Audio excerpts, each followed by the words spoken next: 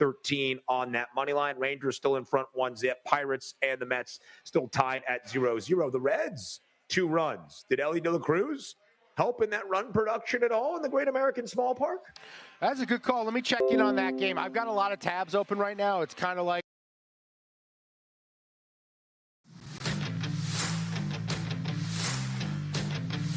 Welcome back to Extreme Sports, your exclusive home for Hastings College sports. It's now time for the second game of today's doubleheader as we continue our coverage of Broncos athletics. And now, let's go to the field for today's game.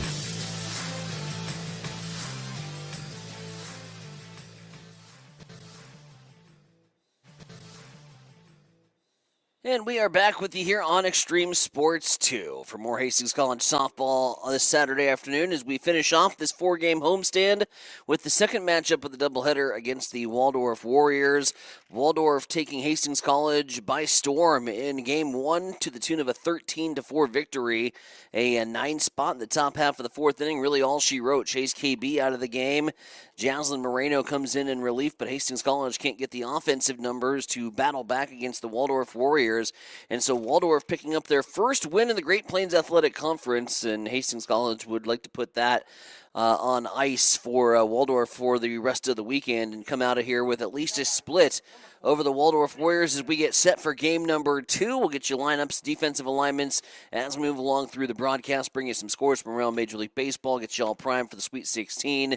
And all you need to know here in the over the course of the next 90 minutes to 2 hours that we have for you here on Extreme Sports 2. Again, welcoming my broadcast partner, my right-hand man, Marcus Metcalf, and we talk about quick memories, flushing things out rather quickly. For Hastings College, it's all got to be about the offense now. We need to see some spark with these HC bats to get off to a good start and to put some distance here on Waldorf and get out of here with a win. Yeah, you got to pretty much just wash it clean. Stay away from the big innings because the way if HC can stay out of these big innings, they play really well. So just keeping those crooked numbers off the board will be the success here for HC here this afternoon, game number 2. In game number 1, it's Danny Sitz starting off in the circle. She's already ahead 1-2 in the count here to the leadoff hitter, Reagan Ridout. Danny has looked really, really good in the 2 times that we have seen her so far this season. You just flash back to game 2, really holding Dort right to the very end. And it wasn't until the top of the 7th where Dort put a little distance in that second game against the Broncos and ended up winning that one handily by the score of 7-1. But Danny's one of those that you trust to throw strikes for you, and she'll have to be a strike thrower here today. As Sitz looks in here for the 2-2. Danny winds and delivers. It is a 2-hopper, second base side. Mudloff tries to backhand it, off in and out of the glove.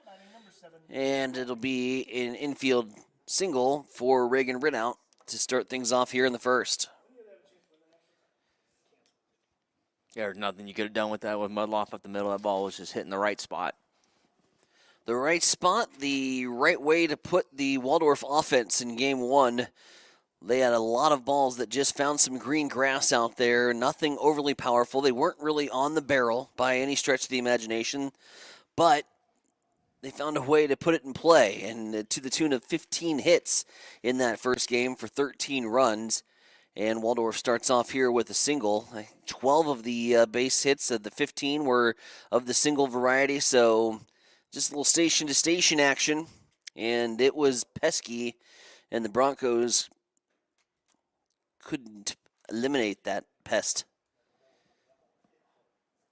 in the first game. It's an 0-2 count here to the 2-hitter. It's Kylie Bates at the plate. Pitch misses, throw down. It's not going to be in time, and Ridout's going to have a stolen base as she's in scoring position on the second base bag.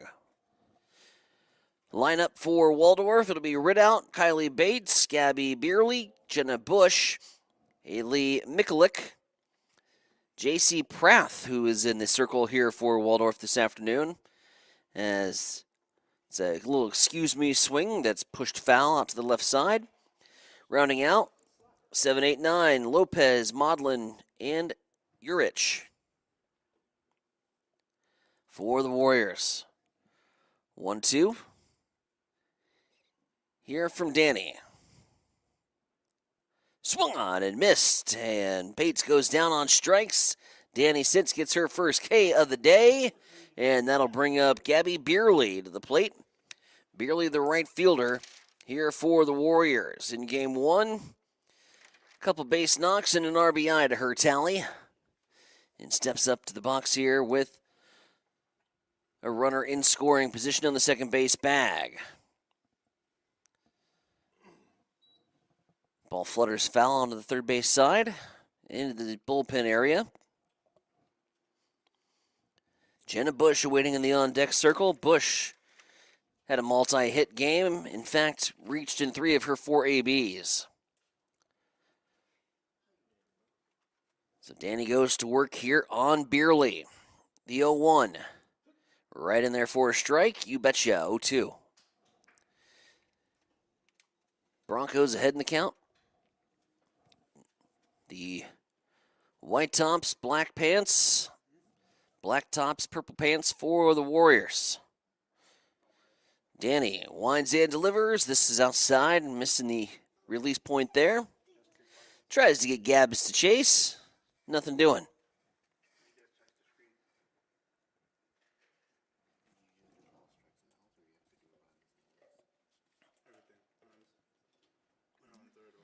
Danny looks in.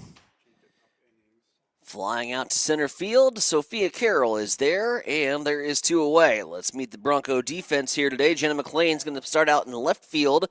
She played shortstop in game 1. Sophia Carroll to start in center. It's Cap out in right. Skinner at the third base bag. Medeiros will move from catcher to first. She got beat up behind the plate in game number 1. Gracie Graff will head back to her shortstop spot here for game 2. It's Lexi at second. And Danny Sitz in Lauren Lee, the battery mates, pitcher and catcher here for the Broncos this afternoon.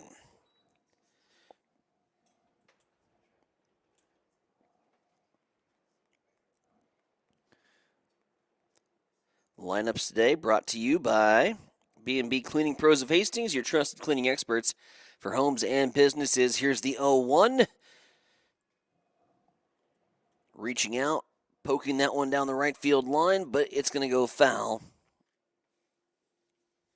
for Beerley. Nope, check that. Jenna Bush.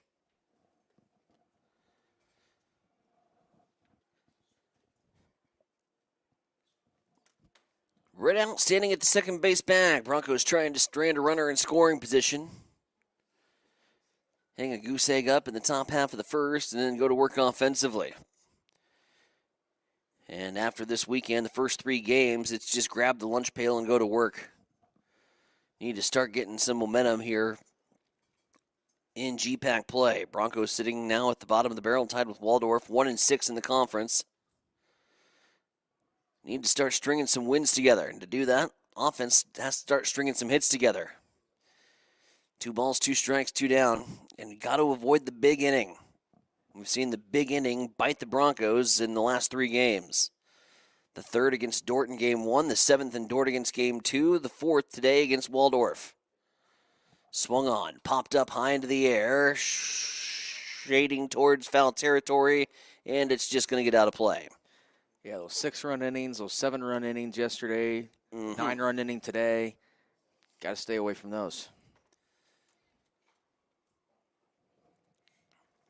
It'll derail you. Yep. Completely derail the confidence. You saw the body language after the top half of the 4th. Here's the 2-2. It's outside. 3-2 now. Works the count full. Yeah, everything was going the Broncos' way. It's looking like it was going to be a fun day at the ballpark. We were up 3-0 going into the top half of the 4th, and then the bottom just kind of fell out. Broncos spiraled from there. Here's the payoff pitch. They're going to walk Jenna Bush as Danny can't find the zone. So 2 are aboard here as the 5-hitter comes up to the plate, and Haley Mikulik. Haley today lined out a couple times, struck out, and reached on an error. She also had the RBI triple in the 3rd. When Waldorf batted around, Mikulik pops this one foul off to the right field side. Do it again. 2-1 here in the top of the first. Just joining us for game 2. A little behind regular scheduled time.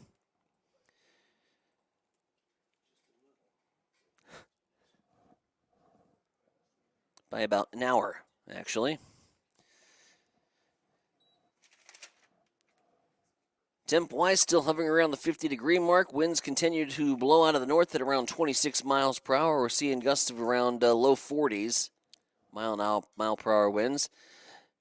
Feel like temperature, it's just hovering above 35 degrees. It's a chilly one out there. Coachings are all bundled up. Fans with blankets in the stands. We're in a warm, toasty press box up here at the Bill Smith Softball Complex. The 1-2 from Danny. As she goes to work here on Mikulik. Off-speed pitch upstairs, taken for a ball. Count evens up at the double deuce. 2 balls, 2 strikes, 2 down, 2 on. Here for the position player 2, the catcher, Haley Mikulik. Winds and delivers. Sharp shot, third base side. Sam Skinner with the grab and makes the tag on the runner advancing. Good heads-up play over at the hot corner from Sam Skinner. It's 5 unassisted to end the top of the first. Waldorf threatens, puts 2 on, but unable to put a run across. It's scoreless as we go to the bottom half of the first. Broncos and the Warriors today on Extreme Sports 2. Mary Lanning picks out people that are going to help support our mission and our values here at Mary Lanning. They want to recruit people that are continue to make us a strong organization and continue to provide that exceptional patient care. There are people all around me constantly to support me in my personal life, but also in my career. People are always advocating for me to grow and to learn. We're 2 sisters here that believe in Mary Lanning and the mission and values here, and we're going to continue to support this community for as long as we can.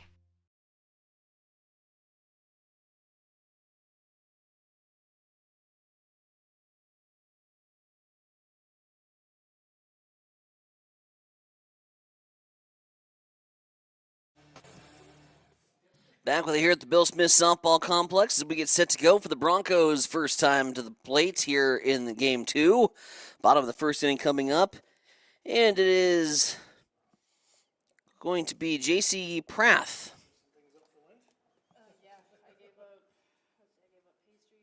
On the mound here today.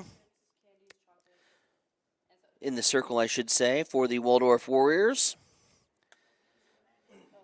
She'll go to work against Camp, Carroll, and Mudloff to start off things here in the first. Got a line on our pitcher here with Prath. Yes, she is 0-7.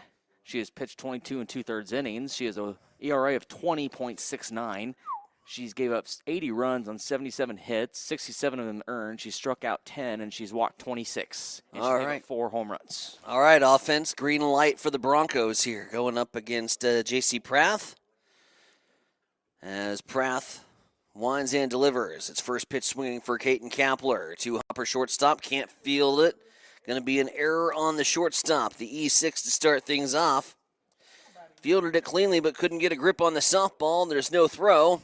And the Broncos have a base runner. Sophia Carroll now steps up to the plate. Quick update from St. Louis after St. Louis bullpen blows it in the bottom of the fourth. The Rays took a 4-3 lead. J.J. Weatherholt, the rookie for the St. Louis Cardinals, delivers a walk-off 2-run single, and the Cardinals are 2-0. Saying that for the Bronco fans that met me in the parking lot earlier today. Said, hey, you talk a lot about the Cardinals on your broadcasts. We do. Here's the 0-1. Sophia Carroll's going to bunt, lay this down. It's beauty. Sacrifice is successful. Cap moves over to second, and Sophia Carroll pays a bill. Lexi Mudloff now steps up to the plate with the Bronco in scoring position. Yeah, nice job there by Carroll just to get the bunt over. Like you said, paid the bill. Now you got your first runner in scoring position here in the bottom half of the first. See if fifth-year senior Lexi Mudloff can't deliver here for the Broncos in an early RBI opportunity for HC. Camp reaches via the error. A little small ball to try to manufacture the run. The sacrifice bunt successful from Carroll. Now you got a runner in scoring position with your 3 and 4 coming up.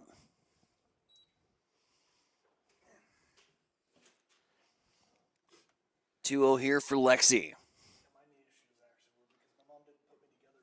This is Lauren Lee, takes off the gear in the on-deck circle. Pitch on the outside corner, framed nicely, gets the strike call. Give some credit to your catcher, Mikulik, there. She framed that beautifully. Oh, that was Oscar-worthy. 2-1. The Academy Award goes to. Here's the pitch.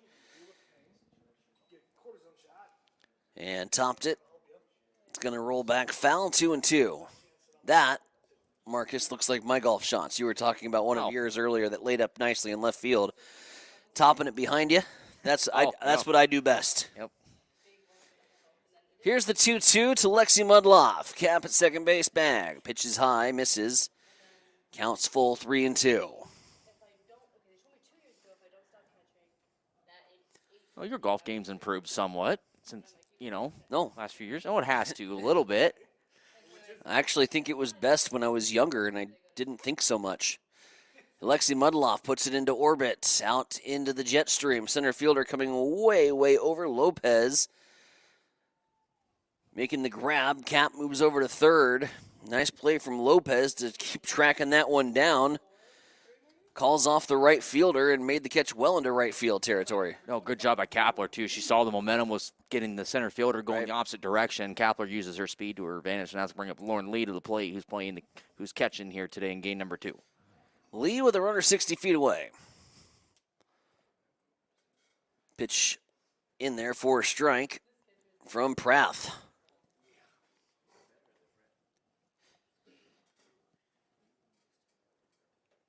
Prath trying to bring that ERA down. Skosh Marcus mentioned over 20 on the ERA. A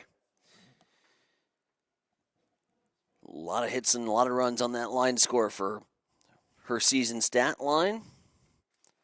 If you're the Bronco offense, got to take advantage of this opportunity here. Chaser out early. Lauren Lee with the 1-1. Takes a swing and fouls it back to the fence.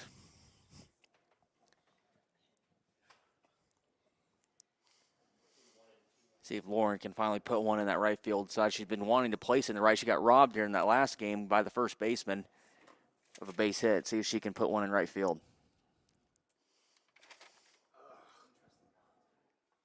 Pops it up on the infield. Long trouble, and it's going to drop. Second baseman there drops it there for Waldorf Reed, and that's going to score Kapler. So the Broncos are on the board and have the lead 1-0.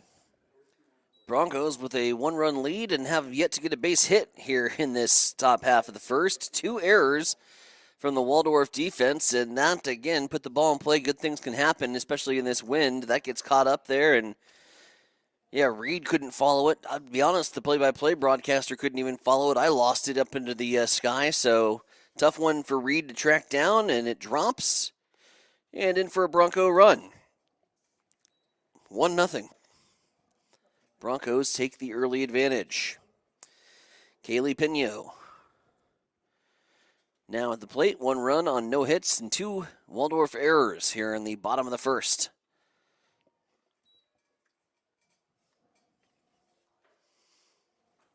Swung on and missed from Kaylee. Pino in the first game was hit by a pitch, reached on an error, grounded out to third, and flew out to center. She'd like to join the hit column. This one gets away from the catcher. That'll be an easy bag for Lauren Lee. As she takes second easy on the wild pitch.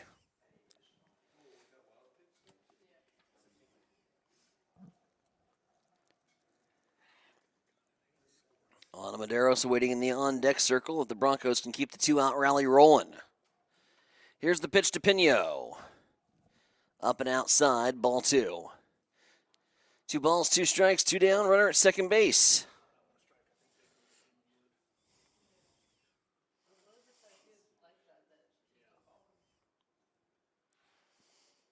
Pino loads into that right-handed batter's box, takes a swing. It's a 2-hopper. Fielded by the shortstop, fires over in time, and the Bronco first is concluded. But the Broncos get the game's first run. Thanks to 2 Waldorf errors, we're going to the top half of the second. HC with the lead. It's 1-0 Broncos as you're listening to Hastings College Softball here on the Extreme Sports Network.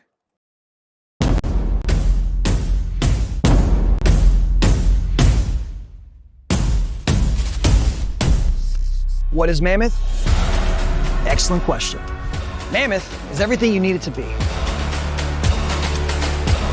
On paper, Mammoth is a modern master build firm dedicated to building the places where passion and community collide. We consult, create, and construct projects of every size. We are makers, movers, machine operators, artists, innovators, competitors, and builders. And there's nothing we can't do together. Welcome back to Extreme Sports, your exclusive home for Hastings College athletics.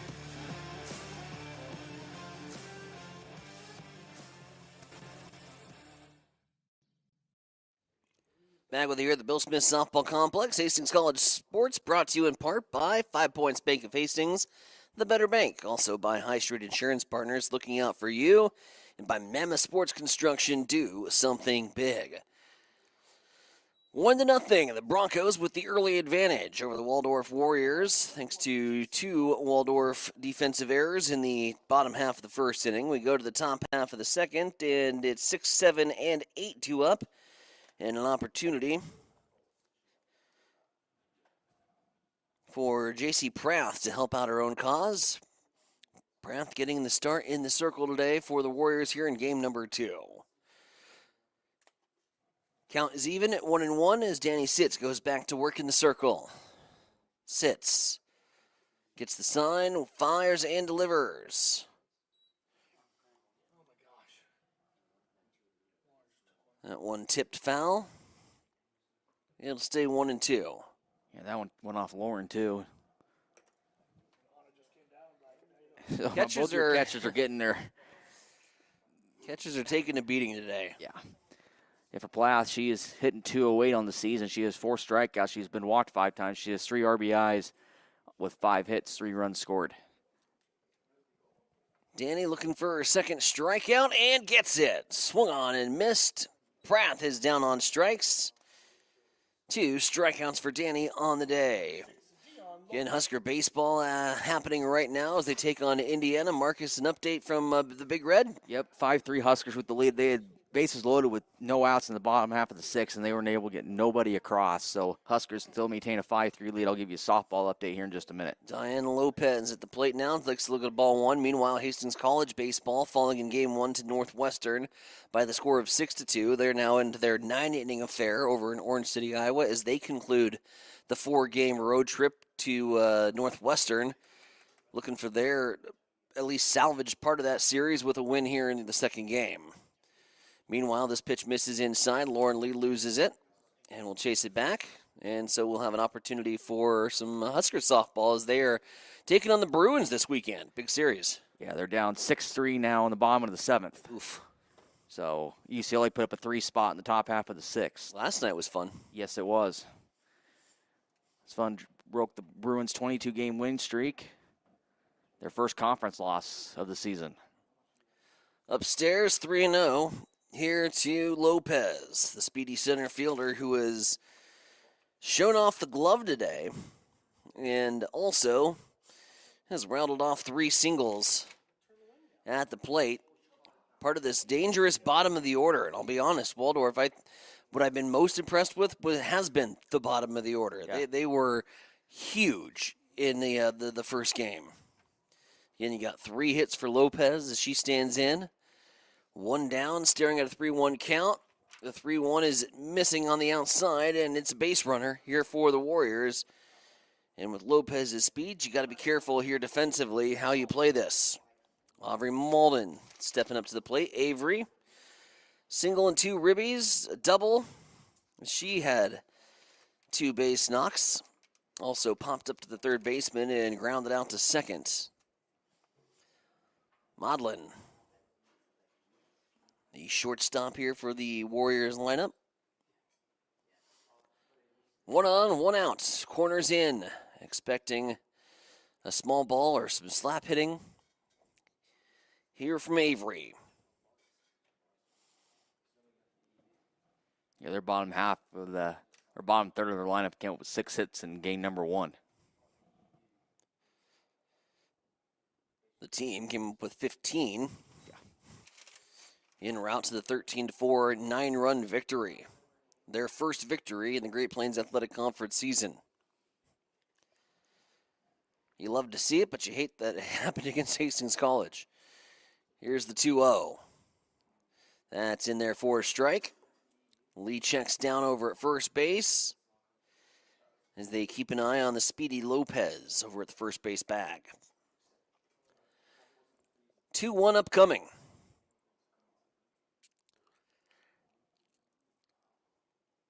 Modlin puts it in play over the shortstop's head into left field. And that's another single for the Waldorf Warriors. Now batting number 10, Ryan Urich.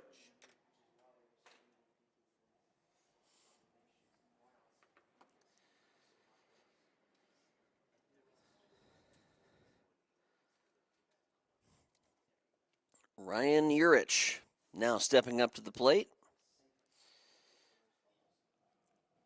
2 on here in the top half of the second for the Warriors. As Danny goes back to work. First one misses for a ball. Here's the 1-0. Swung on and missed. Over the top was Urich.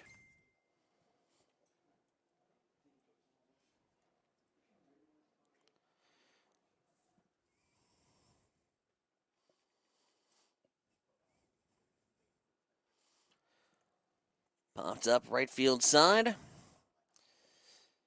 It's going to go foul. Yeah, Urich is hitting 138 on the season. She struck out 6 times. She's walked 4 times. She's had 5 RBIs. She's had 4 hits, and she's scored twice.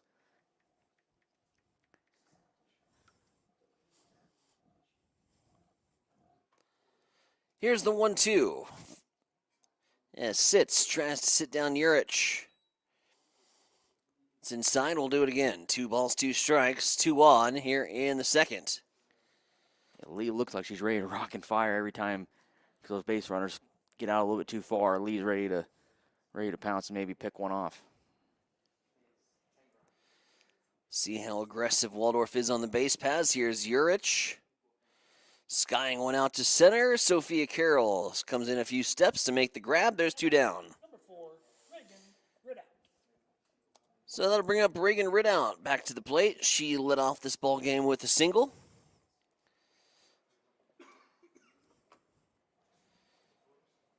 This is a little chilly as she dons the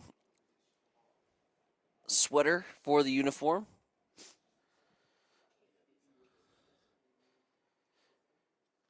And takes a look at a pitch on the outside for ball 1. 6, 7, 8 due up for the Broncos if they can get out of the jam here in the top half of the second. They hold a 1-0 lead over Waldorf. Long look back here. Lopez is just playing chicken here with Lauren Lee trying to force a throw, and it may be a mistake. Say one of these times she's going to throw one down. 2-0, 2 out, 2 on. Outside corner strike, you bet. Now the throw back to shortstop.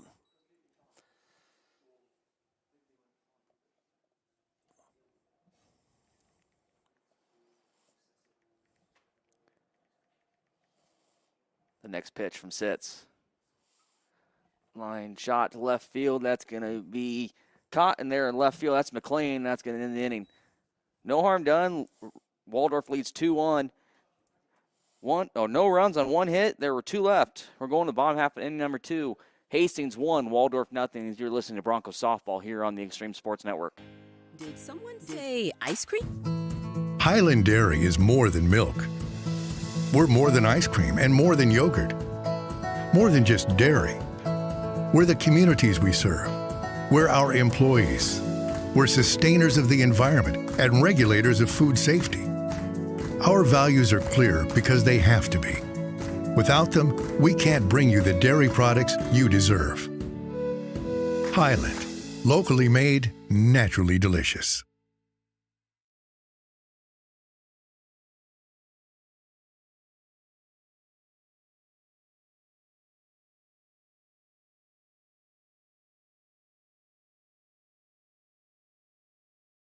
Broncos softball this afternoon brought to you in part by Highland Dairy, locally made, naturally delicious. Also by High Street Insurance Partners, looking out for you.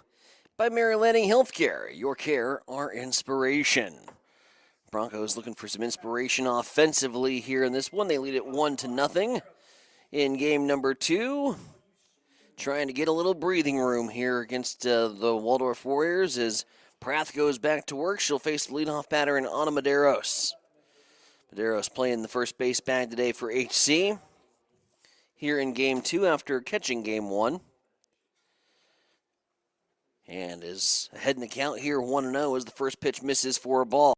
Second pitch in there. Right at the knees. Nice BB there from Kaylee Prath. JC Prath, excuse me. Counts even at 1-1. Prath rocks and fires. Across the plate, 1-2.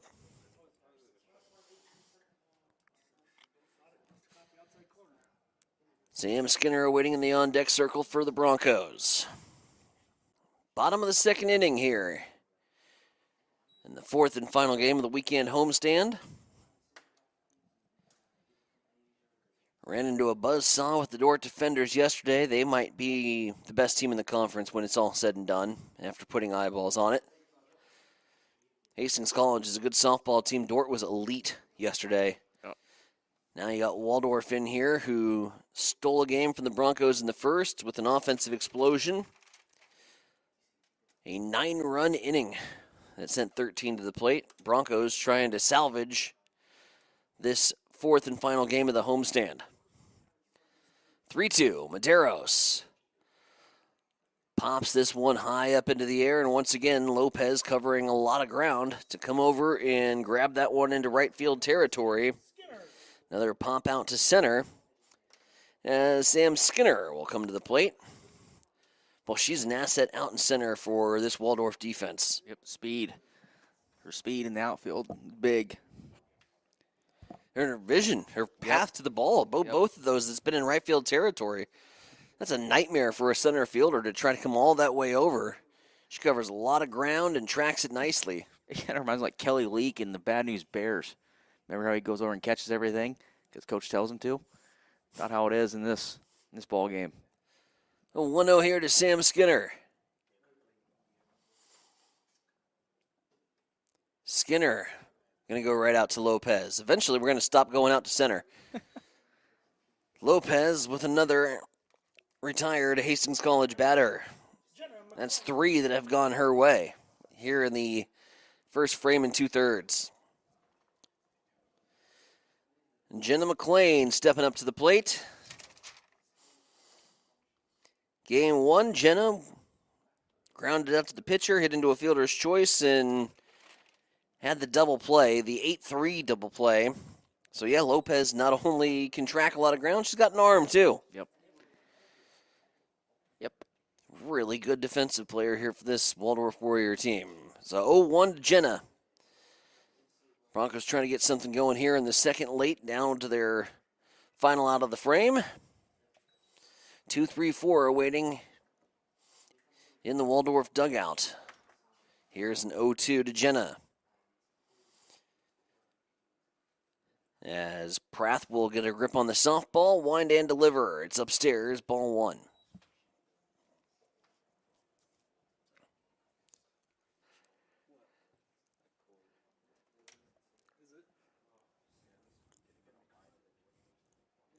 Prath grips and rips, and it's a swing and a miss from Jenna McLean. Down on strikes and 3 up, 3 down for the Broncos in the second. Let's go to the top half of the third. It's the Broncos leading 1-0 over the Waldorf Warriors. You're listening to Hastings College Softball today here on Extreme Sports. Hi, this is Terry Anstein, President. Hi, this is Terry Anstein, President, 5 Points Bank of Hastings. On behalf of our shareholders, directors, and staff, I would like to thank all of our great customers for helping us become the fastest growing bank in Hastings. I would also like to invite everyone in the Hastings area to stop in and visit with one of our bankers and learn how we can be your bank for the long run. Locally owned, locally managed, 5 Points Bank, the better bank. Member FDIC.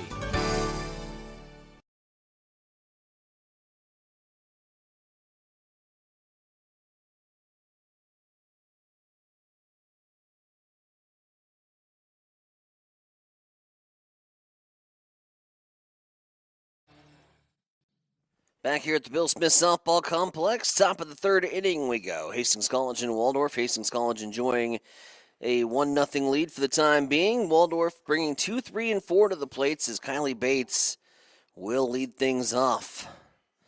Bates takes a look at a pitch upstairs. Ball 1 coming up later tonight.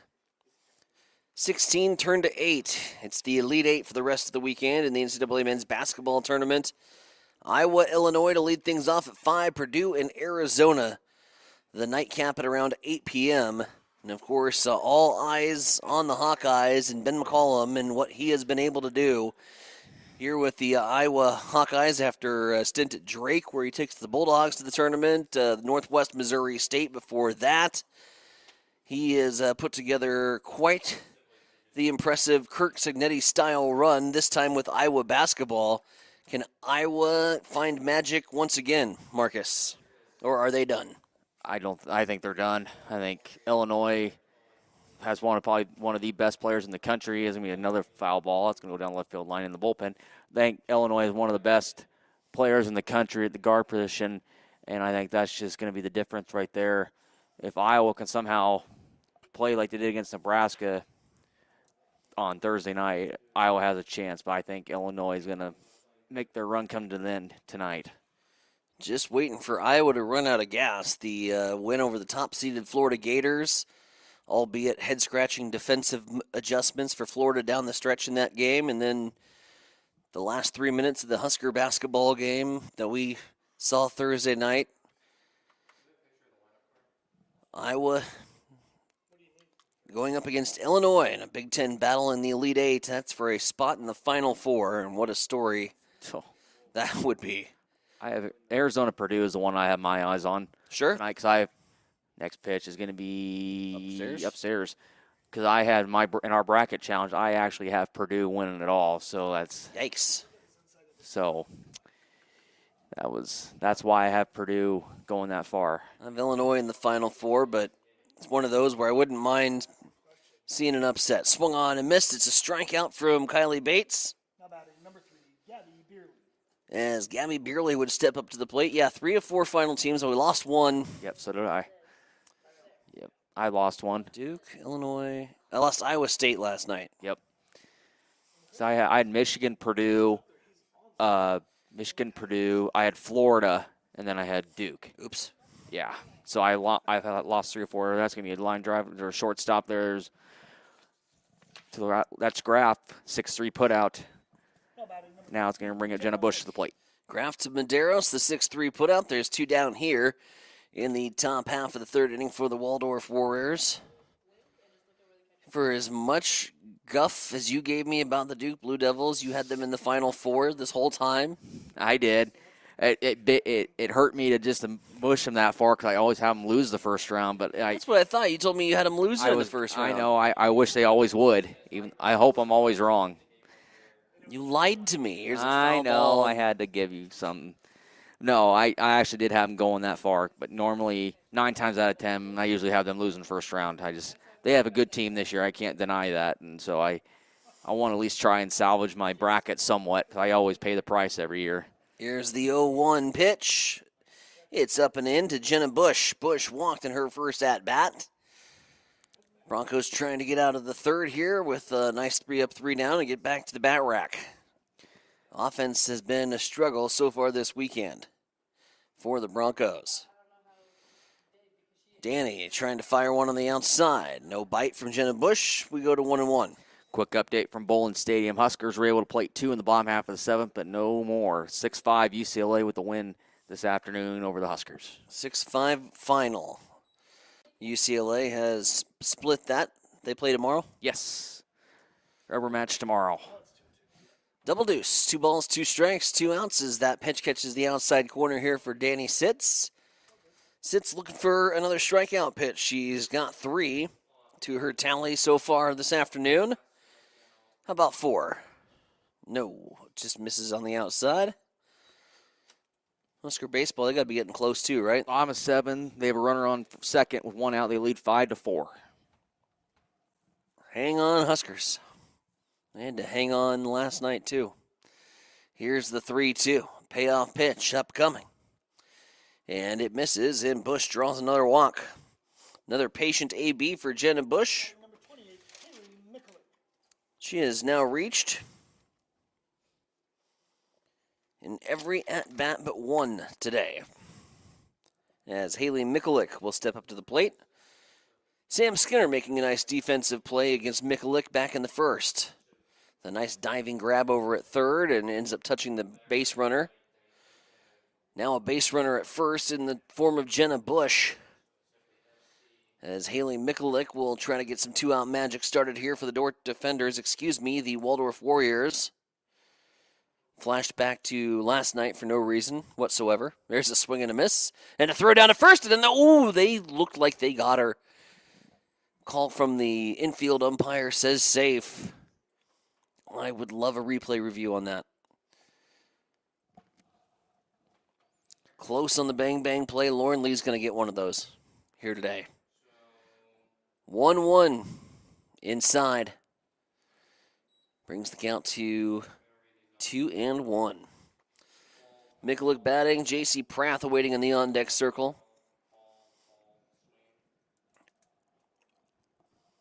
The 2-1 delivery from Danny. It's put into play. It's heading towards the gap. Diving is Sophia Carroll. It's going to drop. It's going to get by Kaiten Kapler out at center.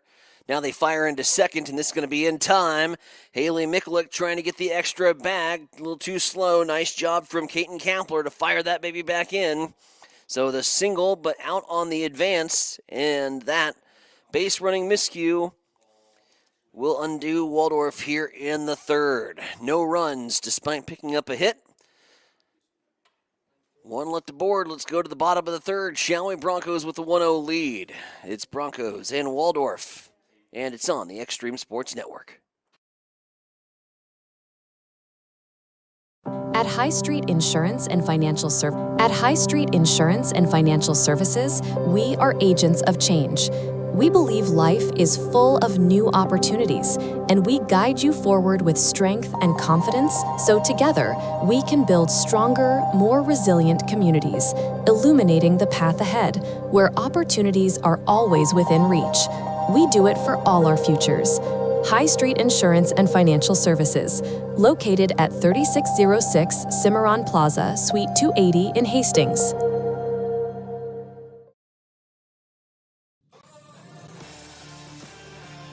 Welcome back to Extreme Sports, your exclusive home for Hastings College athletics.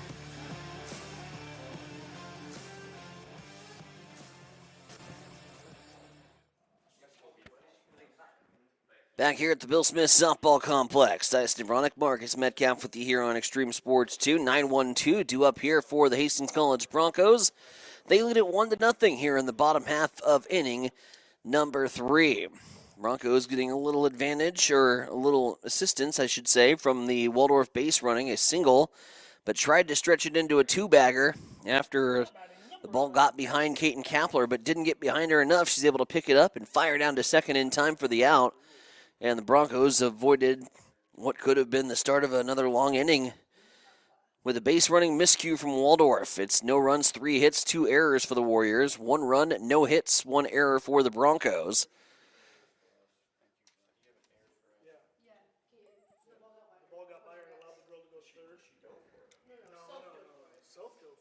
Gracie Graff stepping up to the plate.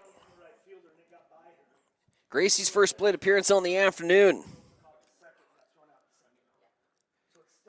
Takes a look at one on the outside. Ball one. Caden Kapler waiting in the on-deck circle.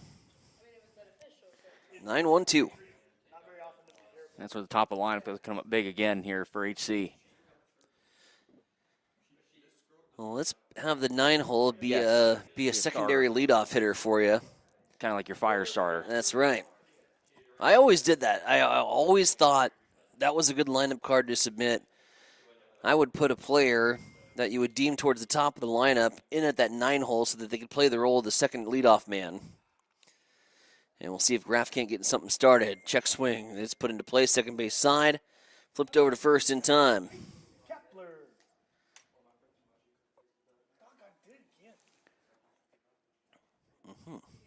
Kapler, she scored in the first inning, lone run of the ball game thus far. I just got a memo on what the dinner plans are for tonight, so now I'm hungry. 4-3 put out for Graff. Kapler to the plate. Yeah, that sounds excellent. We're going to go ahead and give that a heart emoji. Jeez. Wings and beverages? Absolutely. There you go. You have sound like you got your evening plans all set. We're set. Watch the Elite Eight tonight. There you go. Huskers played another one. 6-4 now. It's 2-0 here to Caden Kapler here on the top or the bottom half of third inning. She's up 2 balls and no strikes. Broncos with the 1-0 advantage. Kapler swings and pokes that one back at the screen. It's a foul ball. It's 2-1.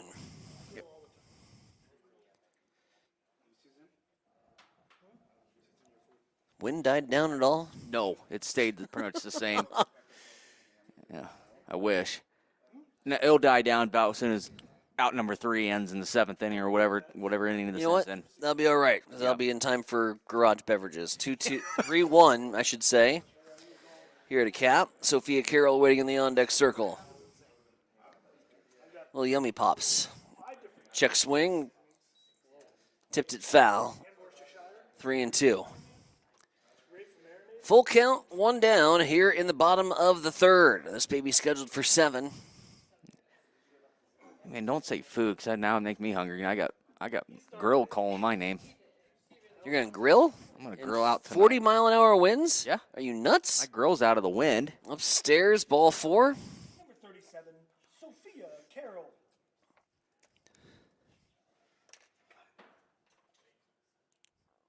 Sophia Carroll stepping up to the plate. Laid down a nice sacrifice bunt to move Cap into scoring position. Cap would come around to score back in the first. So Carroll paid the bill and takes a look at a first pitch strike.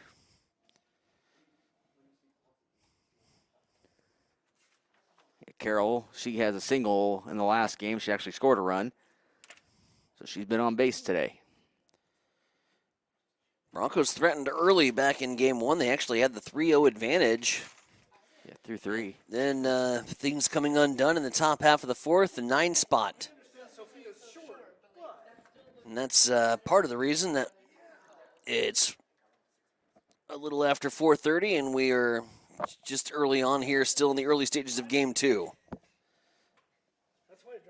A fist pump from my right-hand man must be something good. Yeah. Husker baseball. Dylan Carey just homered. So now it's 10-4 Huskers. 10-4? Yes, sir. Roger Dodger. 10-4, good buddy. Take that. Yes, sir. 5-run inning. They just came off an error, so that extended the inning. So it makes it 10-4 Huskers. Indiana pin falling apart. Don't mind seeing that. 3-1 count here to Sophia Carroll. Licking her chops. Green light. We'll see what they elect to do. Carroll looks at one on the outside corner as Pratt can't find the zone. Back-to-back walks. Broncos have runners at first and second. 5th-year senior from Grand Island Central Catholic, Lexi Mudloff, stepping up to the plate. But first, Waldorf's going to talk it out in the circle. Figure out how they're going to play this defensively with the heart of the order coming up and 2 runners on, just 1 down. Again, Illinois and Iowa going to be starting in about 30 minutes from now. And the first of the 2 Elite Eight games tonight. There'll be 2 more tomorrow. Duke back in action. Tennessee in action. Michigan. Which one am I missing? You got Arizona, Purdue. That's tonight. Or talking about tomorrow? Yeah. It's Duke, UConn. Yeah, UConn. Forgot about UConn. Yep. That kind of spoiled my bracket. I had Tom Izzo winning that game. 2 Blue Bloods getting after it tomorrow. UConn and Duke. Is that pitch is in there for a strike. It's 0-1 here to Lexi. Mudloff to Hopper. Foul ball. Just off the left side. 0-2 here to Mudloff with Lauren Lee waiting in the on-deck circle. Lee reached by way of an error back in her first at-bat. Mudloff reaching by way of an error back in game 1 before flying out for the last 2 outs.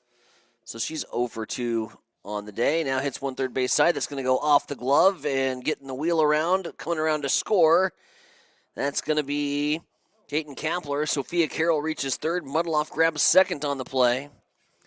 So a ball off the third baseman's glove gives the Broncos the advantage. It's going to be another error, the third error of the ball game here for Waldorf, and that allows a Bronco run to score. 2 runs have scored. None have been charged, though, to J.C. Prath. But that's just the type of things that you need to take advantage of. Right there. Absolutely. That's 3 errors, and you got to make them pay right here. You only have 1 out. You got runners in second, third. What you can do right here, if you're Lauren Lee, is put 1 in the outfield grass somewhere and plate 2 more. Get 1 in right field. That's what I've been said the last game, too, because she got robbed earlier. First pitch in there for a strike. 2 runners in scoring position after the third baseman error. It's Carroll at third, Mudloff at second. And the cleanup hitter with an opportunity to give the Broncos a little breathing room here. Lauren Lee going to right field, gets up and over the second baseman's head, drops into right. Big stop sign from Troy Baker on Lexi Mudloff, wheeling around third. Mudloff retreats back to the third base bag. Carroll scores. It's an RBI single for Lauren Lee. And the Broncos have a 3-0 lead again. There was my pick from earlier to come up big in a situation. Came up big there. RBI single. Kaylee Pino now to the plate. Pino grounding out to short in her first at-bat. Now it's runners at the corners.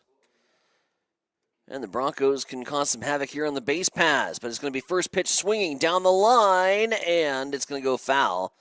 Had home run distance, but goes foul for the bat of Kaylee Pino. So an RBI single for Lee. First hit for the Broncos. Despite having a 3-0 lead, Lee's RBI single was the first hit. It's been walks and errors that the Broncos have taken advantage of here in Game 2. Take what they give you, right? Here's a pitch upstairs. Misses. Ball 1. 1-1 count with 1 down and 2 aboard here in the bottom of the third. For reference, it's 6, 7, and 8. Duel for Waldorf in the fourth. As the pitch comes into Pino, and this is a rocket right back up the middle. Frozen rope right back where it came. RBI single for Kaylee Pino, and the Broncos are in business here in the third. Back-to-back walks, an error, and back-to-back singles. We'll take it. Yep. 4-0. Ana Medeiros now steps up to the plate. She flew out to center in her previous attempt. Mudloff comes around to score. It's Lee at the second base bag and Pino at first. First pitch misses for a ball. Quick throw back to the pitcher. Prath will load up and get ready to roll again.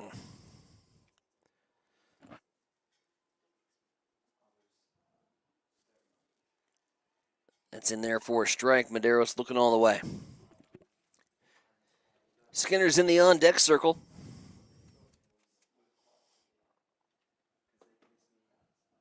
Broncos trying to get it rolling here in the third. High pop-up. Second baseman giving chase into foul territory. It's off the glove. Reed gave it a good run, but couldn't quite corral it in. Yeah, so that wind has just pushed that thing all the way almost to the fence. Good job by Reed. Nice hustle to get over there, just off the glove.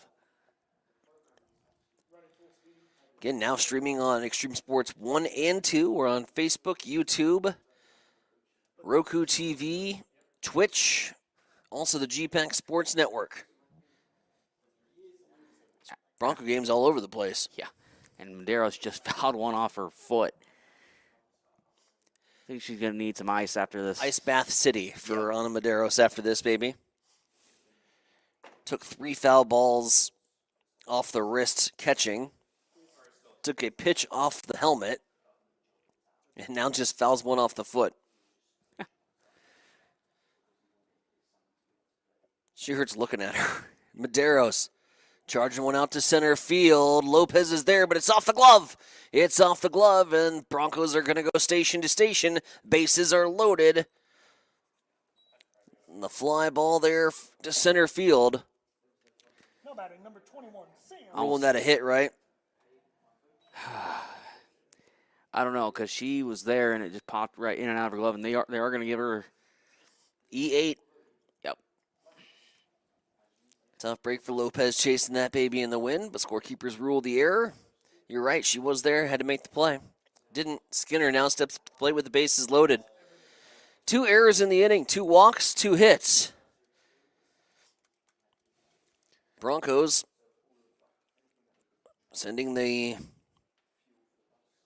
8th batter to the plate here in the form of Sam Skinner. The base is loaded, trying to break it open. Skinner delivers. Goes up the middle for a base knock, station to station again.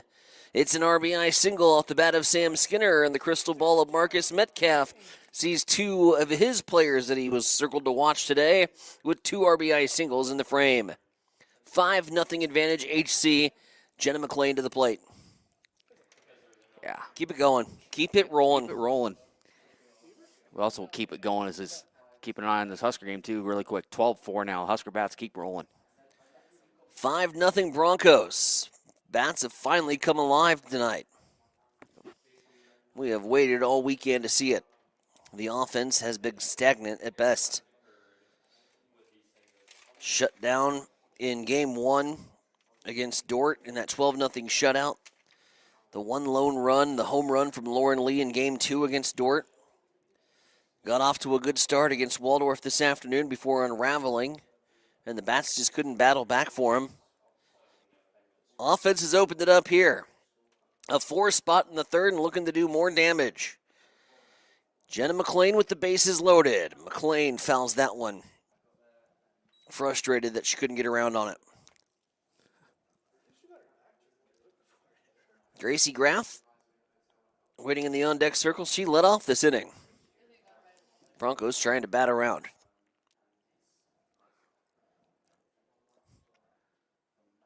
It's fun when it's your side of the offense that's doing the damage. Yep. These are excruciating innings to be on the other side of, as we've seen too much of this weekend. Yeah, I've seen it as a player growing up myself, where a team just bats around. I've seen it bat around twice against my team one time. Nope. It hasn't been very fun. That was an A-League. Nope. Here's the pitch. In there for a strike, 3-2. If you bat around twice, you just bring your offense in and you say, we're going to go play defense. Yeah, they scored 22 runs on us in 1 inning. Yeah, and they're the best team in the league by far. Holy moly, that pitch is in there for a strike. No, it's a walk. Ooh. And some frustration from J.C. Pratt, and a long look here from the home plate umpire, rightfully so. Questioning the home plate umpire's strike call threw both hands in the air. It's a base on balls and an RBI for Jenna McLean. And Gracie Graff will come up, and the Broncos have batted around. And that's the last thing you want to do as a player, is throw your hands up and question balls and strikes. Home plate umpires have very low tolerance for it, and we're going to have a pitching change here for Waldorf. A walk scores another run. It's a 5 spot here for the Broncos. They're still doing some damage here in the 3rd. There's only 1 down, and the bases are loaded. A pitching change to tell you about when we come back. You're listening to Broncos softball here on Extreme Sports. Taylor is living the Runza dream. The Fry life is the high life. He's stacking up rewards on the Runza mobile app. Points on points on points on points. That's a lot of free food from Runza. Yep, I'm headed there for lunch today. Download the Runza mobile app to start getting rewards. Because from the way we make it to the way it makes you feel, Runza makes it all better.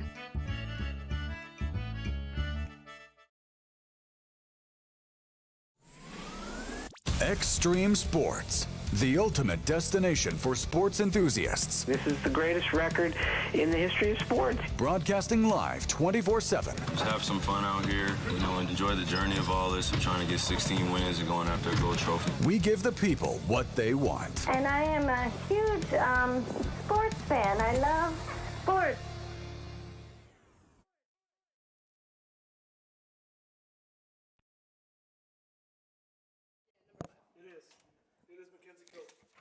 Back here at the Bill Smith Softball Complex, Mackenzie Cope, the new pitcher to tell you about, a sophomore from Eagle River, Arkansas.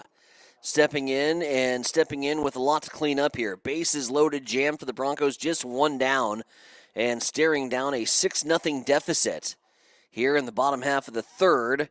So Mackenzie Cope has come in relief here of J.C. Prath, who had some control issues. And to be fair, Marcus didn't really get a lot of help from her defense behind her. 4 errors for Waldorf here in the first 2 1/3. No, and she didn't. And then she was trying to get some strike calls that didn't get her out of some innings, and so, or out, at least get out of a batter. And so just wasn't going her way. And so now if you're HC, you just got to continue to put your foot on the gas. You're up 6-0. See if you can pile on a few more runs here. Let's put this baby to bed early. I wouldn't mind that at all. Gracie Graff stepping up to the plate. She led off this inning with a 4-3 putout.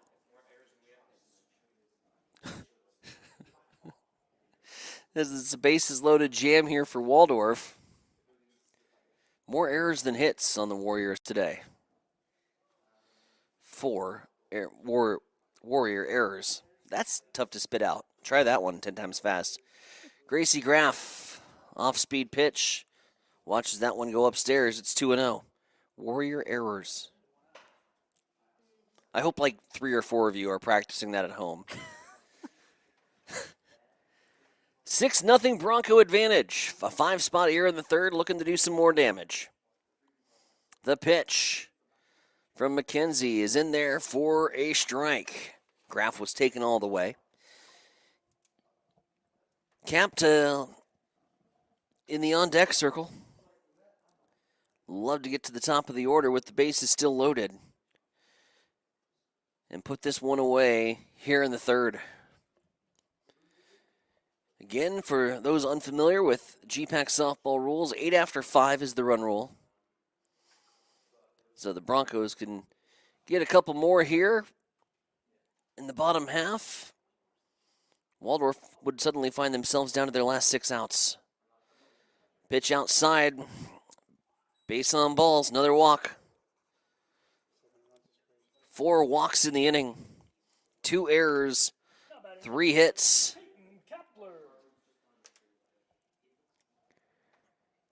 10th at batter to come to the plate. Or excuse me, 11th batter to come to the plate for HC. Kampler with the bases loaded now. At a 7-0 advantage.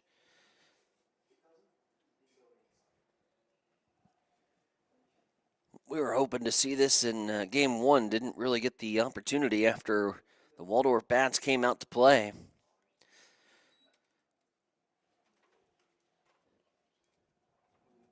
This much better viewing for the Bronco fans. 1-1 count here to Caton Kampler.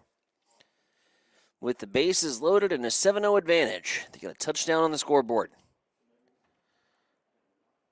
Upstairs. And control issues are plugging the Warriors right now. On a day with the wind blowing in, and you just want to throw strikes and let the defense make plays behind you, you got to start with step 1, and that's throw strikes. They haven't been able to as Cap chops this one foul. Carroll awaiting in the on-deck circle. 2-2 upcoming here to the leadoff hitter, Caden Kapler. Home plate umpire is going to need to buy a new brush after this game. All the time he's had to dust off home plate. Every time he does, the wind blows and gets dirty again. Upstairs, 3-2. Full count now to Caden Kapler.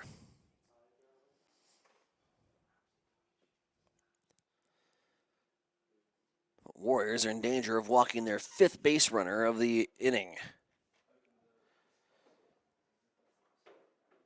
McKenzie's pitch, little sinker ball, is fouled.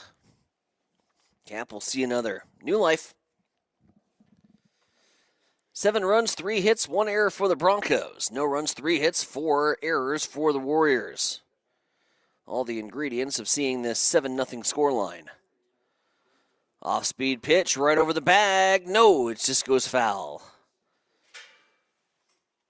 Troy Baker anchored right there in the third base coaching box. No appeal from him. He hasn't had the dodge out of the way yet today, has he? Or this weekend, like we saw against York. Pretty sure the wind is just creating a matrix force field around him at this point, right? Yeah. Here is Kapler in third base side. They're going to come home with it to get the out at home. Lead runner is retired. Bases remain loaded. As Sophia Carroll will step to the plate. The FC 5-2. So now Carroll comes to the plate. The very popular 5-2 putout, or fielder's choice. Skinner, McLean, Graff. Nope. McLean, Graff, and Kapler, your base runners. Sophia Carroll with a sacrifice bunt and a walk. And now ahead in the count 1-0. A 2-out knock to get to the magic number of 8. Would be exactly what the doctor ordered for this broadcaster. 2-0. Here to Sophia. Walk. Score run 2. Upstairs, ball 3. That bat doesn't come anywhere close to the plane if I'm in the batter's box right now. Until they throw you a couple. A couple. 1, sure. Get 2. It's wide, ball 4. And the magic number 8 comes in to score. Now hold them here for HC in the next 2 frames. And let's get out of here with a split. But let's talk about it first in the circle. Yep. Gotta talk. We gotta talk. What do we gotta talk about? We've talked about basketball. We've hit up the Elite 8. Hockey. You do your Ducks thing. What do they do? What are they doing? Well, because they're playing Edmonton, who is second behind and 1 game behind them in the Pacific, and they're trailing Edmonton 3-2 with 6 minutes to go in the game. So Ducks need to hold on, at least tie this baby up, and force OT if they have to. They've only lost 4 overtimes games this year. So that's what's kept them high up in the standings in the West. Wish I could say the same for St. Louis. There's only 2 teams in the West have clinched a playoff spot. You know who's not one of them? Not your St. Louis Blues. Nope. They've been miserable. So I think the only 2 teams in the West that have clinched, I believe, is Colorado. Shocker. Colorado's one of them, and then it's Vegas? Dallas. Dallas. Yeah, Vegas. No, Vegas they're 6th or 7th, and then within the Western. You see what happens when you don't have a team to follow? You kind of lose interest. Yeah, there are only 2 teams in the entire NHL who have clinched. It's my favorite sport where the Blues are playing well. Mixley Mudloff into the gap. And this will score a couple as it's going to hit off the fence. It's going to roll underneath the fence, and it's a ground rule double. That preventing 3 runners from scoring, but it does score 2. A 2 RBI double off the bat of Lexi Mudloff, and it's all HC Here in the third, a 9 spot, returning the favor of Waldorf from game 1. Runners at second and third. Carroll at the third base bag. Mudloff at second. And again, Mudloff could have cleared the bases there, but unfortunately the ball rolls underneath the netting. 200 feet away out in the outfield, resulting in a ground rule double. So Lauren Lee steps up to the plate. She had an RBI single in this inning. And this scorebook is getting messy. Yep.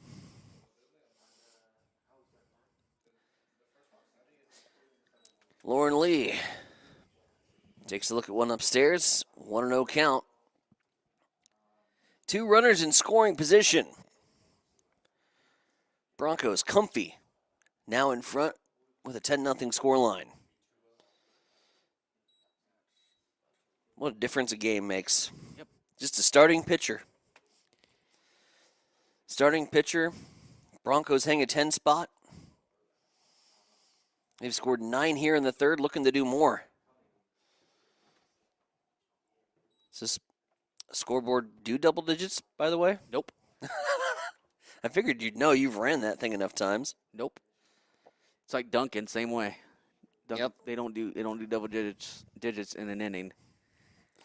So we'll take you out with some duct tape and a 1. We need the old time scoreboards. Yes. Where you have the old ones where you grab the handheld. Oh, pieces, yes. like they do like at Fenway or whatever. They do those in the Monster. Do it that way. We need to inject that into our veins somehow.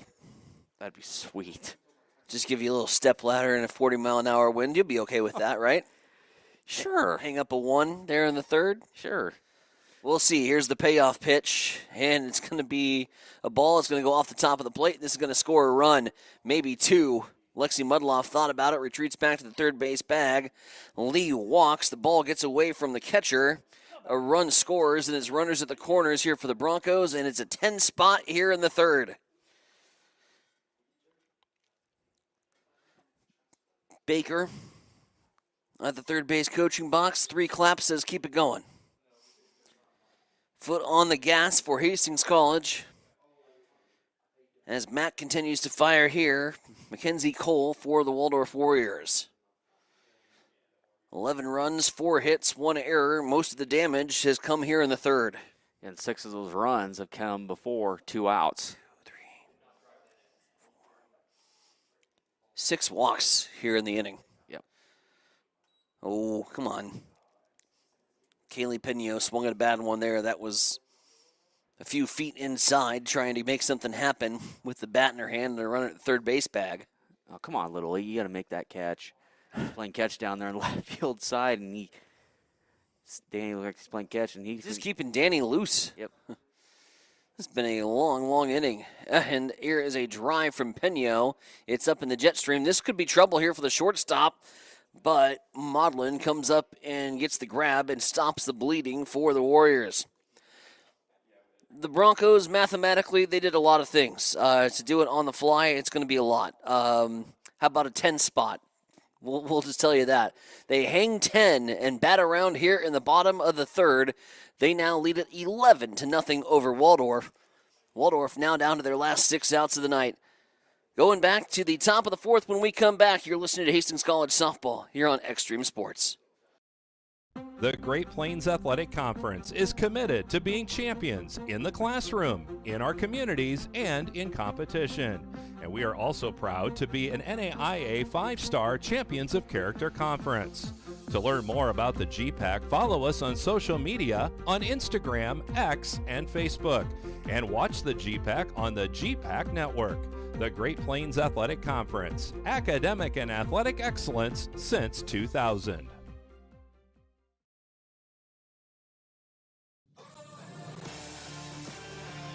Welcome back to Extreme Sports, your exclusive home for Hastings College athletics.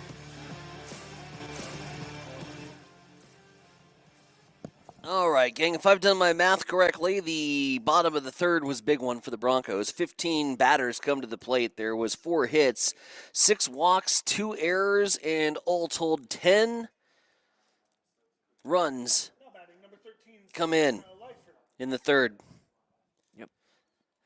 And that officially the longest frame that I have done in my broadcasting career. So I need a breather. Marcus, take it away here in the top half of the fourth. Sure.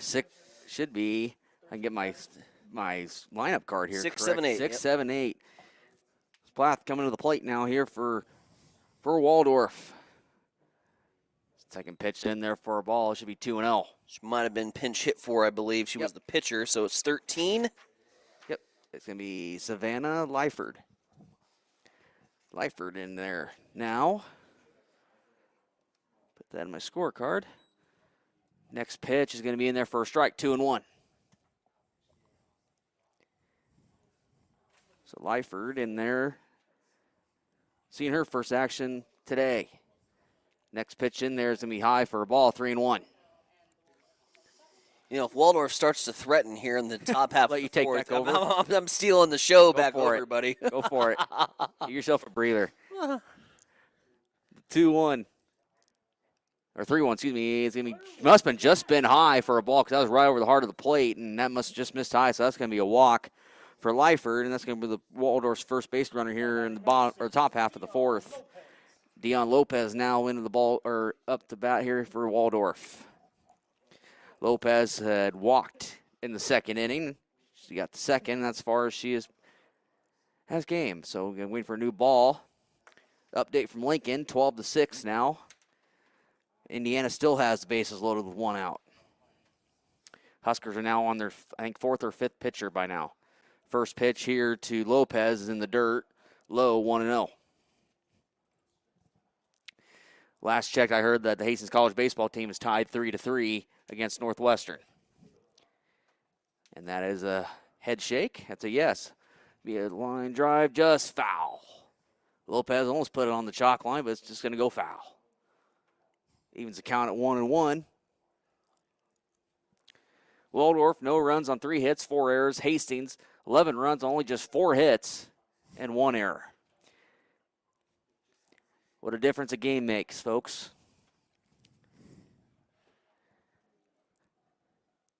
Back in the circles, Danny. You know, they had not walked a batter in this game until the bottom half of the third. Wow. Next pitch low in the dirt. 2-1. Yeah, that's amazing. Just keep everything in front of you. Don't compound anything. No errors. Don't try and hardly walk anybody. Keys to success. Popped up on back towards us and does get out of play. Hits the roof. And we're going to redo it again. It's going to be 2 balls, 2 strikes here to Lopez. Lopez playing center field today. She's been all over the place today. You know, doubling off someone, I believe, earlier in the game, or last game, I should say. Big catches in the outfield, calling everybody off, running down everything. She's been a hawk out there in center field. That's a good Andre Dawson reference. Nice. Play up the middle, picked up there by Danny Sitz, but the ball gets away. Second and shortstop, that was Mudloff and Graff. Both of them were there at the bag. Nobody picked it up. Ball goes in the outfield. So that's going to be an error charged to HC. So that advances the runner, Lyford, over to second, and Lopez gets on board via the error. It's got to be vocal at shortstop. You have to be able to call your second baseman off on a play like that. Yep. You're yelling the entire time. The minute that Danny picks up that ball, you're coming back to that second base bag, and you're like, my bag, my bag, my bag, my bag. You have to be vocal. You have to communicate. That time of communication breakdown, and it results in a Hastings College error. Yep. And that's going to bring Malden out to the plate here for Waldorf. Shortstop. She's 1 for 1 today with a single back in the second. First pitch on the way. High for a ball, 1-0.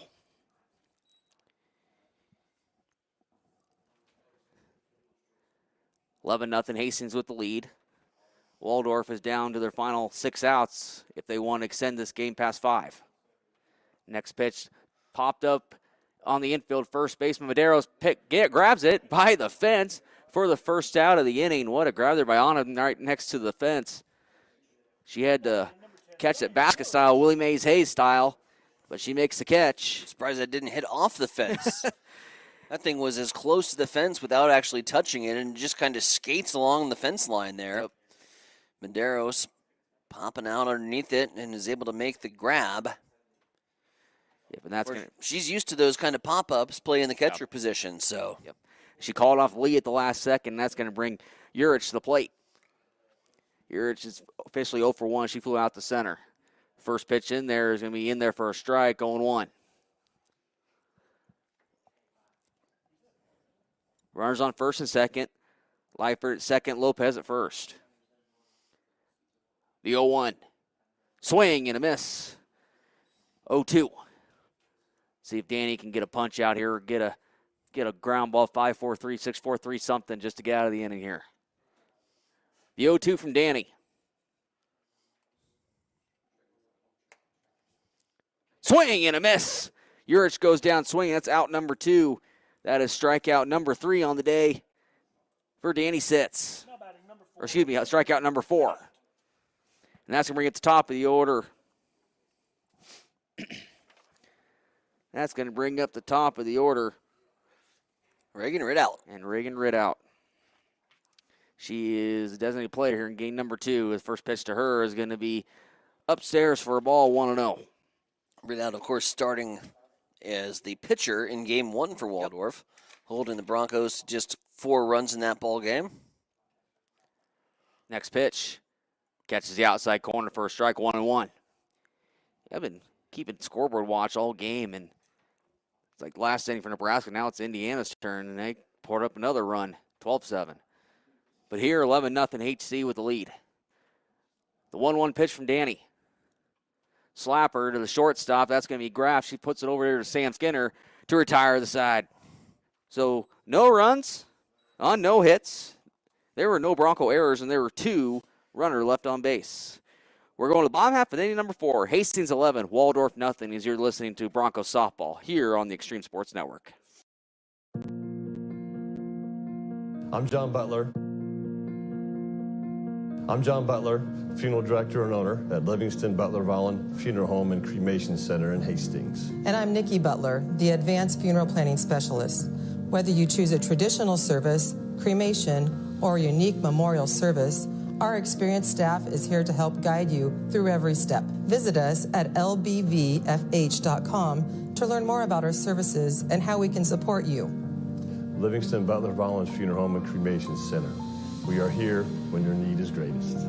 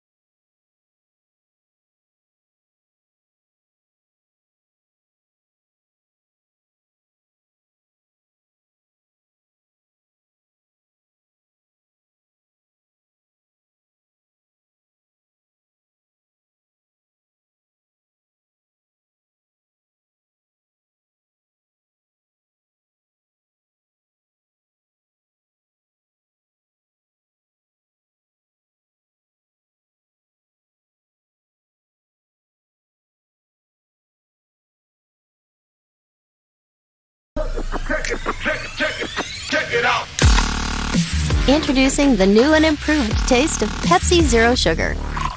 Now more delicious. Zero never tasted so good. Try it now.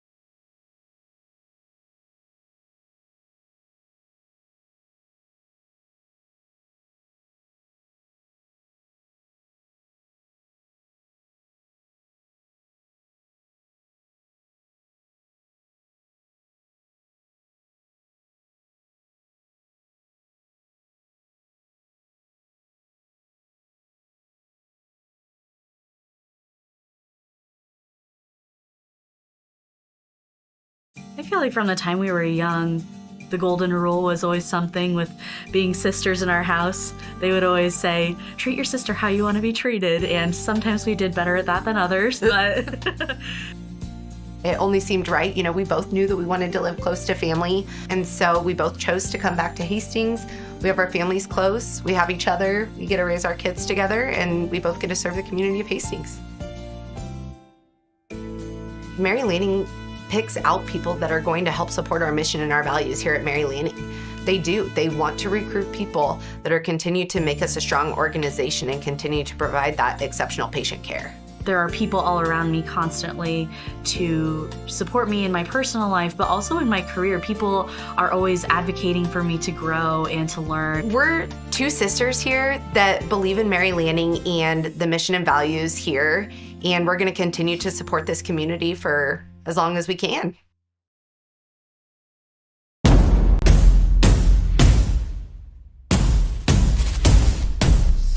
What is Mammoth? Excellent question. Mammoth is everything you need it to be.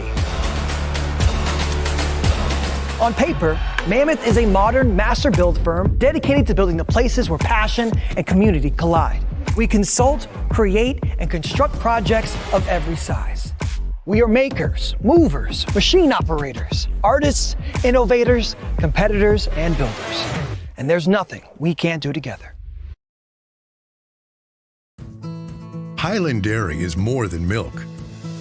We're more than ice cream and more than yogurt. More than just dairy. We're the communities we serve. We're our employees. We're sustainers of the environment and regulators of food safety.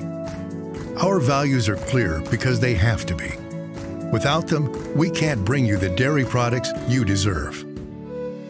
Highland, locally made, naturally delicious. Hi, this is Terry Anstein, President, 5 Points Bank of Hastings. On behalf of our shareholders, directors, and staff, I would like to thank all of our great customers for helping us become the fastest growing bank in Hastings. I would also like to invite everyone in the Hastings area to stop in and visit with one of our bankers and learn how we can be your bank for the long run. Locally owned, locally managed, 5 Points Bank, the better bank. Member FDIC. At High Street Insurance and Financial Services, we are agents of change. We believe life is full of new opportunities, and we guide you forward with strength and confidence so together we can build stronger, more resilient communities, illuminating the path ahead, where opportunities are always within reach. We do it for all our futures. High Street Insurance and Financial Services, located at 3606 Cimarron Plaza, Suite 280 in Hastings. I'm John Butler, Funeral Director and owner at Livingston Butler Vollen Funeral Home and Cremation Center in Hastings. And I'm Nikki Butler, the Advanced Funeral Planning Specialist. Whether you choose a traditional service, cremation, or a unique memorial service, our experienced staff is here to help guide you through every step. Visit us at lbvfh.com to learn more about our services and how we can support you. Livingston Butler Vollen Funeral Home and Cremation Center. We are here when your need is greatest.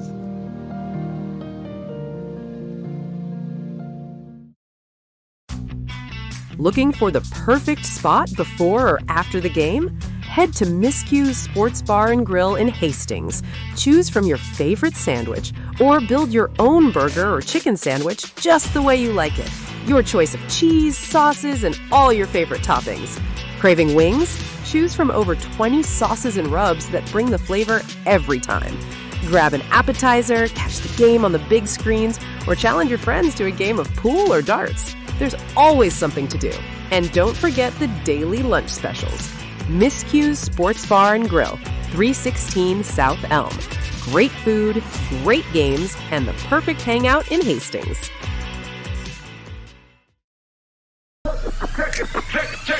Check it out. Introducing the new and improved taste of Pepsi Zero Sugar. Now more delicious. Zero never tasted so good. Try it now.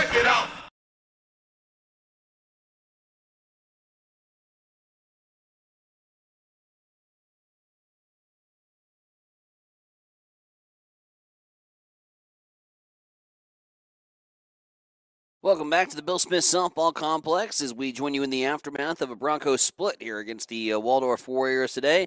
Winning game 2 in run rule fashion, 11-0, dropping the first 4-13. Troy Baker, the head man here for the Hastings College Broncos, joining us to kind of walk us through what's been a weekend here for HC softball, and I think really kind of what stands out. First of all, when you flash back and you take a look at the two games as a whole, the two teams that we faced, really just one bad bugaboo inning kind of unraveling the Broncos. It was the fourth in game 1 against Dordt, the seventh in game 2, and then today the 9 spot that Waldorf put up in the third against the Broncos. But you were able to persevere. You pulled through with a split. Let's talk through this weekend here and what you told the team after the game.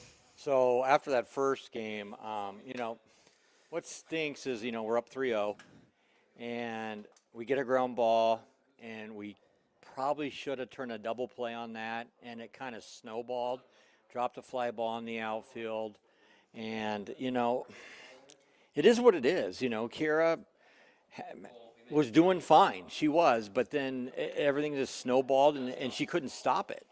And, around the plate, you got to, again, with our team, yes, Danny has a chance of striking out a handful, and she did, and she didn't have great stuff either today, but at the end of the day, you just look, she threw a goose egg. Is it what we wanted? Absolutely not. Did we need this one? God, yes. And, hopefully, I just told him, I said, we got to build off it. We're at the bottom. We're toward the bottom. And, when our next opponent on Wednesday is Concordia, you just got to go out there and try to play and win. Coach Theorio says we're 0-0. Right now we're 0-0. You go win, get game 1, and you go from there. But it was a very disappointing weekend. It was a great crowd here. It was awesome, especially in this crappy elements. And they always fought. Hey, we need people here. We want people here. Well, you gotta perform. Because they're going to get behind you. They're going to make a lot of noise if you do. And there was some noise in game 2. Yes, Waldorf helped us. Walks, some errors.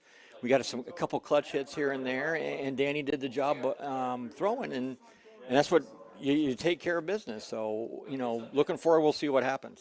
Coach, is baseball and softball, and it's a funny game, and sometimes that you can do everything right and still be behind on the scoreboard. And even with Waldorf, 15 hits, 13 runs, you can go over all the stats. It wasn't as if they were finding barrels. It wasn't as if they were getting line drives for base knocks. These were bloopers that were just finding spots, and the softball gods just didn't seem to be on our sides in game 1. How do you stay mentally strong when things are going on like that? It was tough. The girls, stayed in there. A couple of the seniors, they're losing their not their composure, just that this is it. And when things aren't going right, and they think they're doing what they're supposed to do, and everybody's not on board, they're starting to feel it.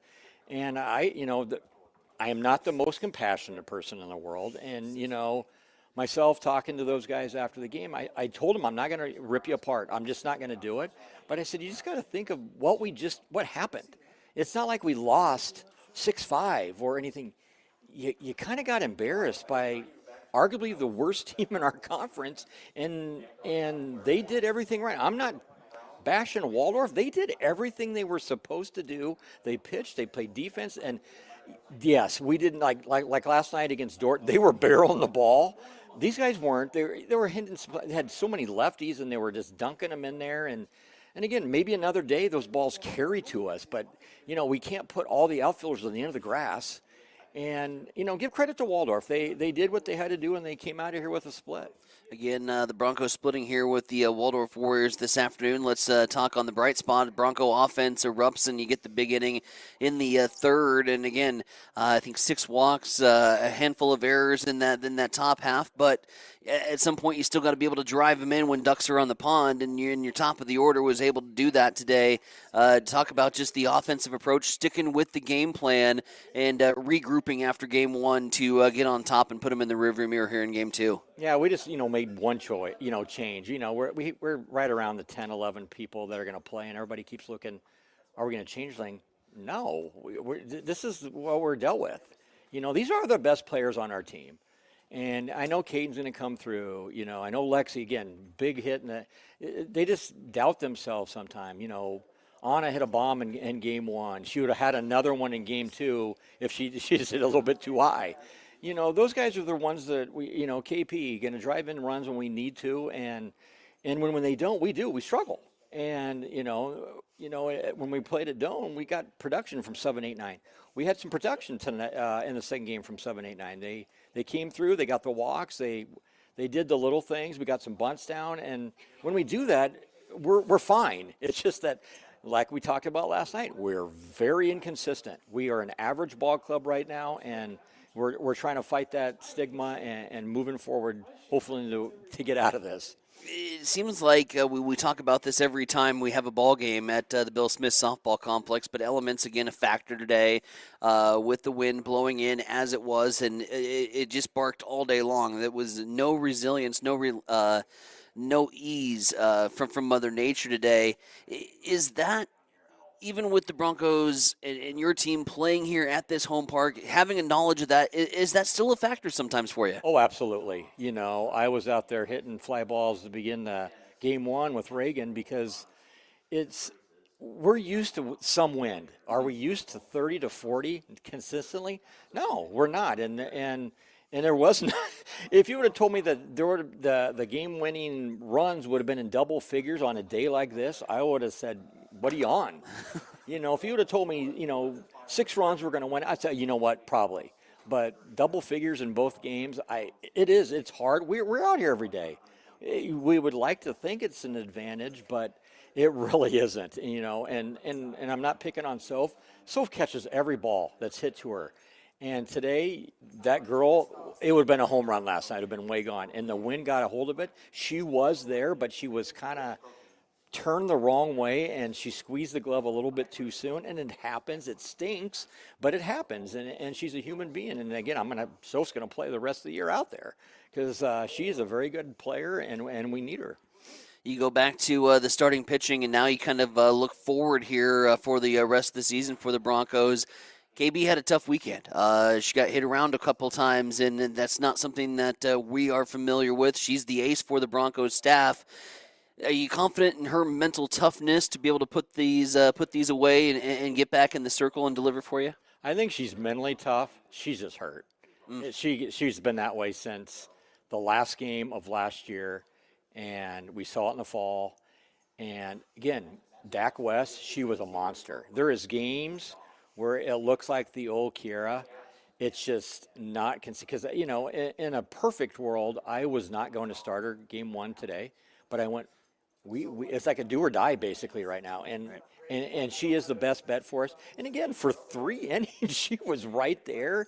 And again, I love to play the ifs and buts game, but if we catch the ball on a double play, if we catch the ball in the outfield, it doesn't look as bad. But Kiera last year had a handful of strikes. She's just not the same kid. She is trying to get through her senior year and try to give us the best available thing. And this is the first time that Kiera and Danny's both thrown back-to-back. And you could see what happened. Even Danny, throws a shutout. Coach Williams was calling fastballs the last 3 innings. That's all he was calling. There was a couple gave up a changeup, hit the left field. He called another changeup, but he says, all I'm going is in and out, in and out. And her velocity is good enough to strike people out. It's just one of those things where we're not short. We have pitchers, but right now even those relievers are getting hit pretty good. So we're sticking with our guns with our 1 and 2. Again, the Broncos picking up a split here against the Waldorf Warriors, the falling to Dort just a night ago in a 2-game series. As far as the rest of the GPAC is concerned, we saw it today with Waldorf. Anybody can beat anybody in the Great Plains Athletic Conference on any given day. That's the sport of softball. That's the love-hate relationship. We saw it at the end of last year when your team kind of got hot at the end and got into the conference tournament and was riding high on some momentum. What's it going to take to get some contagious confidence built here for this for the softball team? I think the biggest thing is we just got to start hitting, and that's what we did last year. We just started hitting and hitting and hitting and hitting, and we really haven't. We show spurts, but we're just not consistent with that end, which is, as driving coach Theo, not especially the hitting coach, he doesn't get it. And sometimes you saw it today. We got in the 2-0 counts, check swings. Like, again, I have no problems, and people, sorry, I'm going to say a Cub. I don't care if you see Javi Baez swing from his rear end. If you get a 2-0-3-1, I have no problem with that. At least you're that's what you're supposed to do. Do some damage on those pitches. And I even said to Gracie, you had a 2-0 pitch and you had a check swing. Swing. Get your hands through. Swing hard. Whatever. That's what we're missing this year. We're missing that element. And until we don't, it's going to be a struggle. I'm sorry to tell you. Again, very honest person. I'm going to tell you like it is. We're not playing great softball because our sticks are not consistently there. Again, Troy Baker joining us here as the Broncos pick up a split against the Waldorf Warriors. We'll have you back next weekend here at the Bill Smith Softball Complex in an early peak, showing more 20 to 30 mile an hour winds. Don't want to be the bearer of bad news for you. You had the overcoat on today. You still found a way to get dirt on the Bronco whites. I know that it was miserable conditions out there, and I'm sure you're glad to get up into the press box and out of the elements. But we appreciate the time here on the box today. Hey, no problem. Thank you. Troy Baker again joining us here on the postgame show. Broncos picking up a split, an 11-0 victory as run ruled over the Waldorf Warriors in Game 2. Falling behind in Game 1, 4-13 as they go 1-3 on the weekend. That'll wrap up shop for us here from the Bill Smith Softball Complex on a Saturday afternoon. For my right-hand man, Marcus Metcalf, our sports director, Mike Will, who had Hastings High baseball duties today, IT guy Shaner, and the whole rest of the gang down at Extreme Sports. I'm Tyson Nevronik, wishing you a very pleasant, good weekend from Hastings. You've been listening to Hastings College Softball on Extreme Sports, your exclusive home for Hastings College sports. From first pitch to the final out, we're proud to bring you Broncos softball all season long. Thanks for joining us for today's broadcast, and be sure to stay with Extreme Sports for more Hastings College sports coverage throughout the season.